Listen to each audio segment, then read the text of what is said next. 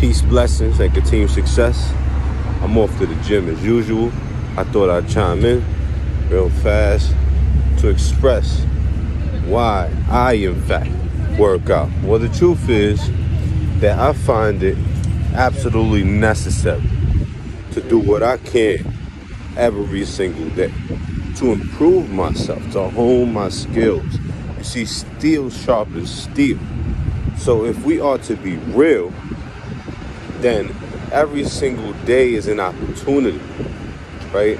Scratch that. Every single moment is a new opportunity. The day is just full of those various opportunities that one should really maximize, right? So this idea of seizing the day, right? It sort of, dismisses the moment of it all, right? So I say seize the moment, preferably because we do have a chance. We have this opportunity, right? It's called free will. It's an opportunity to go or not to go, to be or not to be, to see or not to see, to hear or not to hear, to speak or not to speak, to share or not to share, to lift or not to lift. It's up to you to care or not to care. Okay? So the reality is that we have the power, right? We harness it. And in a lot of ways, our mind is our enemy. I don't mean the brain. I mean the mind, the self, the inner self. They used to say growing up, control yourself. Don't let yourself get out of hand, etc., etc., right?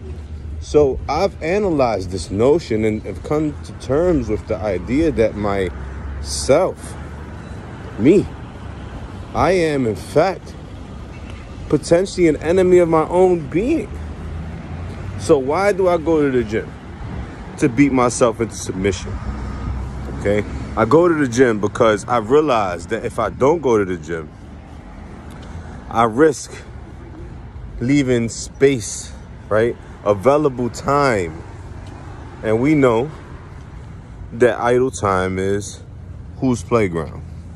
You see? So all in all things considered, I think that it's absolutely vital that we take advantage of filling every void within our day. I can't even begin to explain how I really maximize my day. But I sum it up like this. Of course, there's work, right? But before work or even after work, however that schedule is set up for the day, gym is in there. And then depending on how that is situated throughout the day, reading is included, okay? And I don't mean 2-3 chapters. I mean perhaps even a mere 2 or 3 pages. And depending on how that is formulated throughout the day, right? Because we individualize the approach. I ensure you that my 5 prayers come in. Why? Because I've come to the realization that all 5 prayers in Islam cumulate to about 24 minutes, let's just say for argument's sake. And how many hours in a day? Precisely. So in fact, you start to realize that the equilibrium is this. God has given you a minute to worship him, and in exchange, he's giving you an hour per. Only makes sense. That's a fair exchange, no robbery. In fact, I mean, my goodness, if we can't spare a minute, but we want that hour, right?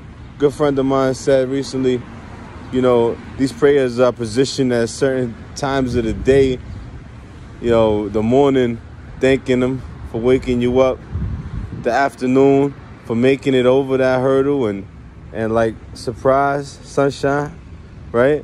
Then the evening, or the early evening, oh, I'm almost there, we're getting close, and then the last one, which is thank you for this day, such and such, before you hit the hay, right? And it really puts it in perspective. So again, why do I work out, right? I work out every facet of my being. Emotional state. I monitor I have these moments where I go up and down like a mountain range. Okay? And sometimes it's tough to get out of that rut. It's tough to get out of that mindset. In some ways, you start beating yourself up, making it even worse. When really all you should do is try to, hola, pichong. And sometimes little girls saying hi to a bird crossing the street. And, it's those little things, right? And that, again, that speaks, is a good segue to my point here. Your mental health. Don't be too gangster. Don't be too rough. You can't smile. You can't joke. You can't play. You got to be a playful soul. You got to be a joyous individual through and through. So I monitor my fitness, my health, my wellness through and through, right? I clearly find myself sometimes in these really funky moods, and I find it difficult to get out. But I find also the more I try to get out of it actively, the more it exacerbates the issue, right? So I say what? I say ignore it. Live and let live, be and let be, move on to the next one, right? Perform ablution, perform prayer, try to get yourself in a new state of being, right? So I also read. Why? Because reading is going to be the exercise for the brain, exercise for the mind. Peace, good brother. All right. Right? So you realize that you have an opportunity to take a three-pronged approach, right? You have the opportunity to what? To read, right? Exercise your eyes, your mind, your brain, right? You have an opportunity to what? To monitor your emotional state and do things that are going to be pleasing to that, right? So you want to go for these nature walks, as cliche as they may sound, taking that fresh oxygen that these trees release at 4 in the morning. Studies have shown that's when the oxygen levels are the highest and the air is the cleanest, for perhaps obvious reasons. There's nobody on the road, such and such, right? Right? So breathe when you're doing your sets, right?